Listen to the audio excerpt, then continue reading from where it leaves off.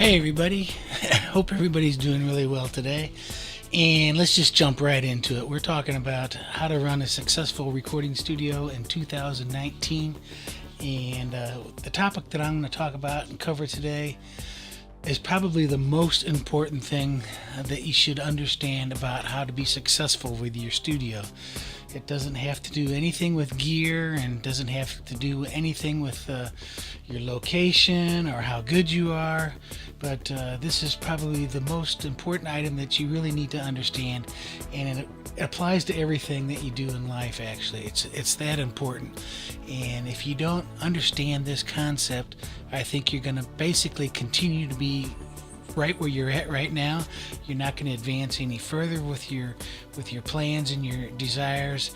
And not saying that isn't potentially fine, but quite frankly, most people that I know, they feel that they have a mission in life, they have a goal in life, they have a desire, and they want to move forward with what they want to do. They want to advance with what they enjoy doing.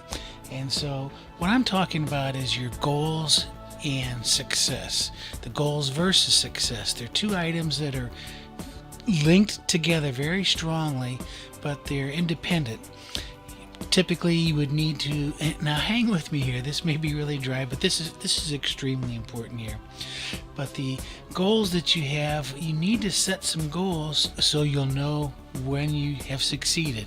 You need to make your success, when you achieve some success will be when you accomplish some of your goals. Now, you're going to say, well, I know what success is. Success is just sitting, making a studio, and people are just going to flock to my doors. They're going to pay me all kinds of money. I'm going to record hits, and that's all I'm going to have to do. I'm not going to have a day gig and go work at Home Depot, but I can just go ahead and run my recording studio, and that's success. And making a lot of money. Oh, I got to make a lot of money. Well, that's fine, if that's your goal, and when you achieve that, then fine, that you've succeeded. But once you hit that, are you going to plateau out, and do you want to advance even further? So I find that it's really good for your brain to keep moving forward and keep coming up with new goals, and I think you really need to really lay these out. Now, granted, if that's your goal and you're not there today, don't think that you're going to be there tomorrow. So let's be realistic and set your goals. So say tomorrow I'm going to make out a plan on how I want to go ahead and get to that level that I want to be at. And so make some realistic goals. Don't say tomorrow I'm going to start making $5,000 a week as a recording studio and I'm going to do it out of my home. Make out a plan to how do you want to do that? What kind of a studio do you want to really be? Where do you want your studio? What would be some achievable steps that you can go ahead to accomplish that? And also realize that success can be very different in different people's views, different people's, how they really see what success is. Success may be, on the top end of the spectrum, maybe something like the Blackbird Studio in Nashville, where they've got every mic on the planet and probably 5 or 10 of them. Or is it just your bedroom studio to where you're recording your band or doing something free for your church or just making demos? That may be a definition of success as well. So there's a whole gamut of success from here to here.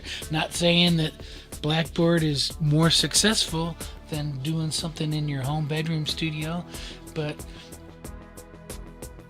you got to understand what I'm talking about, okay? So let's back up a little bit here.